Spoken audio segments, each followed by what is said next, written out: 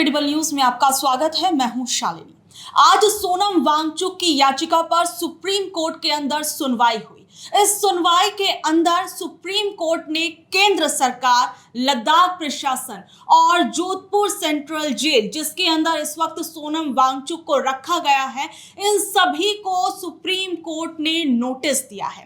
आज इस पूरे के पूरे मामले की सुनवाई जो है जस्टिस अरविंद कुमार और साथ ही साथ में एनवी अंजारिया, इन लोगों ने आज इस मामले की सुनवाई की और अब इस सुनवाई को 14 अक्टूबर तक के लिए टाल दिया गया है। तो सर, सबसे पहला सवाल, जिस तरीके से कोर्ट ने केंद्र सरकार को नोटिस दिया है, इस पर क्या कुछ कहेंगे? देखिए, इंदिरा जयसिंह आप सब लोग जानते हैं कि बहुत सीनियर एडवोकेट हैं और शानदार एडवोकेट है। उनका एक स्टेटस आया है, एक ट्वीट आया है इसके तुरंत बाद। उसमें वो बता रही हैं कि जो रोस्टर पब्लिश हुआ है एससी की वेबसाइट, सुप्रीम कोर्ट की वेबसाइट पर जो रोस्टर पब्लिश हुआ है, उसमें ये कहा गया है कि हैबियस कॉर्पस और प्रिवेंटिव डिटेंशन के जितने मैटर हैं वो या तो सीजेआई या जस्टिस सूर्यकांत या जस्टिस एमएम सुंदरेश के सामने लिस्ट होने चाहिए थे। और उन्होंने ये सवाल पूछा है कि ये जो हैबियस कॉर्पस किया था सोनम वांगचुक की वाइफ ने, वो इन तीनों की जगह किसी और के सामने क्यों लिस्ट हुआ।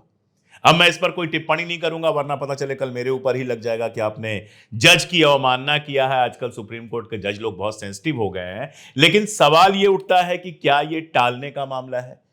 ये खेल जो है हम पहले भी देख चुके हैं। ये नोटिस किस लिए जारी की गई है? नोटिस इसलिए जारी की गई है कि भैया आप लोग बताइए कि आपने क्यों गिरफ्तार किया है, इसका आधार क्या है। अब देखो, कानूनी प्रक्रिया के हिसाब से जब किसी को गिरफ्तार किया जाता है, उसके तुरंत बाद सरकार को बताना चाहिए कि किन किन धाराओं में किस किस आधार पर उनको गिरफ्तार किया गया है। तो ये नोटिस के बाद तो अभी सरकार बताएगी कि किस किस धारा में गिरफ्तार किया गया है। सरकार ही कोई बहाना बना दे, सरकार को ही कोई दिक्कत हो जाए तो 14 अक्टूबर से 14 नवंबर हो जाएगा, कोई फर्क नहीं पड़ता है। 15 दिन, 1 महीना लटक गया, सोनम जेल में पड़े रहे। और मान लीजिए सरकार ने टाइम से बता भी दिया, तो हमने देखा है कि ऐसे में सुप्रीम कोर्ट क्या करती है, वो कह देती है आप पहले हाई कोर्ट जाइए, मामला तो हाई कोर्ट का है, आप सुप्रीम कोर्ट क्यों आ गए? तो चलिए अब आप हाई कोर्ट जाइए। अब हाई कोर्ट में महीना, 2 महीना, 6 महीना, साल भर, 2 साल जो है आप लटकते रहिए। उसके बाद हाई कोर्ट से कोई फैसला आएगा, उसके बाद अगर वो आपके फेवर में आता है, जिसकी उम्मीद बहुत कम होती है, तो छोड़ दीजिए, और नहीं फेवर में आता है तो फिर आइए सुप्रीम कोर्ट में, फिर तारीख पे तारीख, तारीख पे तारीख। तो ये कुल मिला जुलाकर मुझे तो ये मामला लटकाने वाला ही लग रहा है। बाकी मैं कानून का कोई बड़ा विद्वान तो हूं नहीं। इंदिरा जयसिंह जी ने जो लिखा, जो कानून के विद्वान है, वो मैंने आपको बताया। जी बिल्कुल। तो अब दूसरा सवाल मेरा यहाँ पर यह है कि जिस तरीके से आज पूरी सुनवाई हुई, उसमें सोनम वांगचुक के वकील कपिल सिब्बल, उनकी तरफ से ये कहा गया कि सोनम वांगचुक को किस आधार पर गिरफ्तार किया गया है, उसकी कोई कॉपी जो है वो अभी तक परिवार को दी नहीं गई है। तो इस पर जो सॉलिसिटर जनरल तुषार मेहता है, उनकी तरफ से ये कहा गया कि उनको कॉपी देने पर सोचा जाएगा। तो क्या ये परिवार का हक अभी तक नहीं था जानने का, या फिर अभी तक कोई कॉपी जो है वो परिवार को क्यों नहीं दी गई? इन तमाम चीजों को आप किस तरीके से देख रहे हैं? वही मैंने कहा ना, किसी का कोई हक नहीं है। आप उठा लीजिए, गिरफ्तार कर लीजिए और गिरफ्तार करके अपने पास रखे रहिए। परिवार को यह भी पता नहीं चलेगा कि किस आधार पर गिरफ्तार किया गया है। आज गिरफ्तारी को कई दिन हो गया, सुप्रीम कोर्ट में मामला गया तो ये बात आई कि कम से कम ये बताइए गिरफ्तार क्यों किया गया है। और तुषार साहब कह रहे हैं, तुषार मेहता साहब कह रहे हैं कि हम सोचेंगे। अब ये जो नोटिस दी है, अब इस नोटिस के बाद वो सोचेंगे या जानकारी उपलब्ध कराएंगे, जैसा मैंने पहले कहा, वो देखा जाएगा। पता चला कि कह दें 14 अक्टूबर तक तो हम सोच नहीं पाए हैं, उसके बाद बताएंगे। यानी आपने एक व्यक्ति को गिरफ्तार किया है, क्यों गिरफ्तार किया है ये आप नहीं बताएंगे, आपने सिर्फ गिरफ्तार कर लिया है। और इसमें कह दिया जाएगा कि भारत की सिक्योरिटी का मामला है, फला है, ढिमका है। अरे भाई, जो भी है, परिवार को पता तो चलना चाहिए। परिवार का यह हक तो है कि आखिर सोनम वांगचुक जैसे, और सोनम वांगचुक कोई सड़क चलते आदमी नहीं है। और मेरा यह कहना है कि अगर सड़क चलता आदमी भी है, कितना भी सामान्य से सामान्य व्यक्ति है, उसको अधिकार देता है हमारा संविधान कि अपनी सुरक्षा कर सके कोर्ट में जाके, अगर किसी को कोई गिरफ्तार करता है। अब मोटे दिमाग से सोचने की बात है कि अगर आपको पता ही नहीं होगा कि आपको किस बात के लिए गिरफ्तार किया गया है, तो आप कोर्ट में जाकर करेंगे क्या, दलील क्या देंगे? भाई, किसी को गिरफ्तार किया गया है, सरकार बता ही नहीं रही है, तो अब उसको जब अपना अपराध ही पता नहीं है, तो उसका जो वकील होगा वो जाकर करेगा क्या? तो ये तो अजीबोगरीब स्थिति है।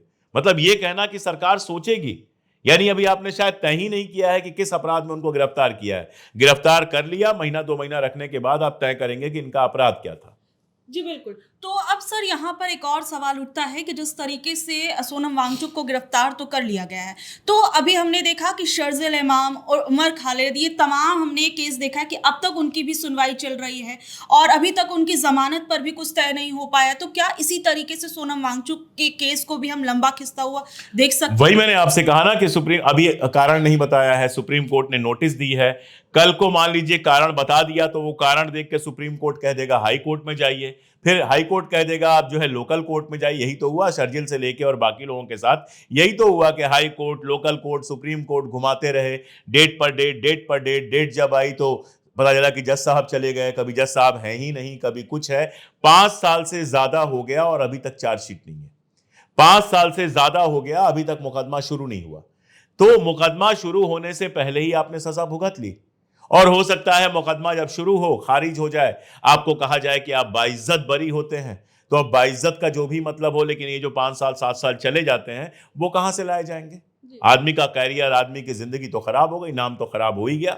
आपने देखा कि एबीवीपी वालों ने रावण का जो पुतला लगाया उसमें शर्जिल का और उमर का, इन सब लोगों का फोटो लगा दिया। तो बदनाम आप लगातार होते रहिए, आपकी जिंदगी तबाह होती रहे, परिवार वालों का पैसा। ठीक है, सोनम वांगचुक तो बड़े आदमी है तो प्रो बोनो लड़ा जा रहा है, पैसा नहीं लिया जा रहा है, लेकिन आम आदमी तो वकील को पैसा भी देगा, अपना सारा सब कुछ तबाह भी करेगा और उसके बाद न्याय भी नहीं मिलेगा।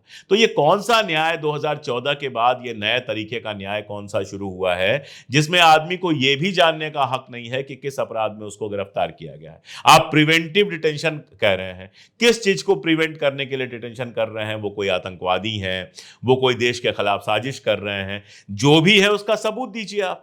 ये तो आपने मान लिया वो देश विरोधी है इसलिए देश विरोधी हो गए। तो ये तो सरकार की विम्स एंड फ्रेंजीज पे हो गया कि जिसको मान ले देश विरोधी है वो देश विरोधी हो गया। यहां तो कानून का रोल ही खत्म हो गया। अब जिस तरीके से ये पूरा हम मामला देख रहे हैं, तो इसमें आप विपक्ष की भूमिका को किस तरीके से विपक्ष देख क्या रहे कर हैं? लेगा? विपक्ष क्या कर लेगा? विपक्ष डिमांड कर सकता है, विपक्ष शोर मचा सकता है, विपक्ष बयान दे सकता है। आप विपक्ष को देखो तो कपिल सिब्बल तो विपक्ष के ही हैं, सपा के हैं वो, और प्रो बोनो मुकदमा लड़ रहे हैं। तो अपने आप में ये भी आप विपक्ष का काम मान सकते हो। विवेक तनखा साहब कांग्रेस के हैं, वो भी मुकदमा लड़ रहे हैं, आप उनको भी मान सकते हो। तो विपक्ष और क्या कर सकता है? विपक्ष जज तो है नहीं, विपक्ष के पास पुलिस तो है नहीं। विपक्ष आपका समर्थन कर सकता है, विपक्ष वो कर रहा है। इससे ज्यादा विपक्ष से क्या उम्मीद की जा सकती है? तो अब देखिए, जिस तरीके से आज सुप्रीम कोर्ट के अंदर इस पूरे मामले पर सुनवाई हुई है, उसके बाद आप लोग क्या कुछ सोच रहे हैं, इस पूरे मामले को कैसे देख और परख रहे हैं? नीचे दिए कमेंट बॉक्स में अपनी राय जरूर बताइएगा। और ऐसी लेटेस्ट अपडेट से जुड़े रहने के लिए और ऐसी विशेष चर्चाओं से जुड़े रहने के लिए देखते रहिए द क्रेडिबल न्यूज। मैं हूं शालिनी, धन्यवाद। नमस्कार।